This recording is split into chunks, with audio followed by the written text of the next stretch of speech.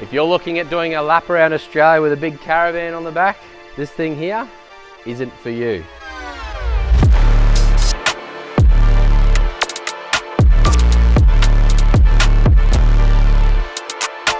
This thing came into the workshop already looking pretty damn flash. We've gone and installed the bigger suspension kit, whacked on some bigger rubber, and this thing here looks amazing. If you're looking at something with a bit of street cred, we can definitely hook you up.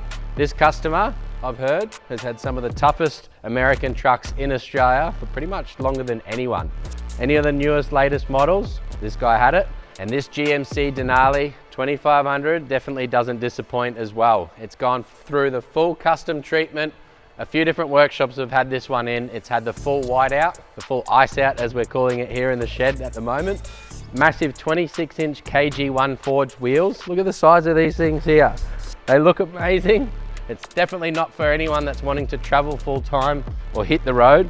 But if you're wanting something that looks bloody amazing, hit a few events, do a few parties, a few formal runs, I don't think I've seen a tougher GMC here in Australia. This thing's just blown me away. Let's go for a full walk around on this one here. I'll point out some features that I know. I'll ask some questions on features that I don't know. This one here, is it for you? I'm keen to hear your feedback. Drop in the comments below. Yo, this is about to really hurt some people's feelings. So if you're a little sensitive, you might as well turn this joint off right now. Like most of our other videos, we'll start at the front end. As you can see, this thing's had the full ice out treatment. Sticking with the chrome, this one's also had the white put into pretty much everywhere else that there isn't chrome. So that pearl white color from GM that's pushed through into the grille, into the front badge, bonnet scoop. It's definitely had a lot of hours thrown at it in a custom paint shop. The chrome with the white, I dig it. I definitely dig it. The GMC Denali 2500 also has had the headlights pulled apart, painted inside them. This is a service that we can now offer. You need to make sure that you get it done correctly, professionally, because pulling apart a headlight assembly is expensive as this one here. You don't want to leave it to the cheap shop and definitely get left behind. Water ingress is a bad thing for these ones here, so you need to make sure that you both separate that light and put it back together with the best in the business. When it comes to the suspension kit in this one here, we were tasked with, we want to put 37-inch tyres on the already existing wheels that it rolled in on. It actually rolled in on factory wheels, but we needed to put a bigger lift kit, bigger wheels and tyres, but not do any extra trimming because the customer is quite particular when it comes to the inner guards, the little bits that you don't normally see in a video. When you get bigger wheels, bigger tyres with wider offsets on all of these vehicles, you're going to affect that mud flap area really, really quickly. So by installing the right lift kit, by doing the right amount of trimming, custom work in behind the fender guards in here is going to allow these wheels and tyre combo to still turn, but not scrape. And it's a matter of getting that suspension height dialed in exactly right, because 26-inch wheels, 37, 13.5, 26-inch tyres with this sort of offset definitely has some custom work involved. These flares here I've heard as well had some custom extending done to them previously.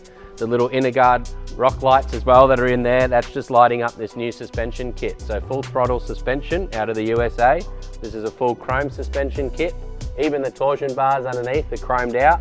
You've got chrome upper control arms, painted white spindles. You've also got painted white cross member drops, diff drops, the full work. So if it ain't black, it's white and chrome on this thing here. It definitely looks the part. It's not going to be for everyone, but that's the front end of this one here. We'll continue around the rear end. It's quite simple because obviously this one's not hitting the tracks, but I don't know what else to say. I just bloody love it.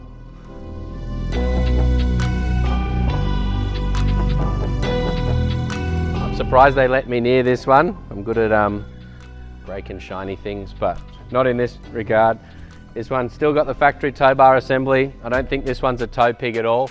I definitely wouldn't be putting anything behind it. With the low profile wheels and tyres, you need to make sure that this one sticks to the road and the road only. But as you can see, the custom colour coding's been pushed all the way through the back. The tail lights have even been whited out just in little trim bits and had the clear coat put over the top as well to make it a really, really nice finish. The rear bumper has also had all the textured plastic whited out as well. The chrome badges definitely pop. Look at the size of the exhaust in this one here. That's like a double fister. Double fister up the big chrome boy exhaust.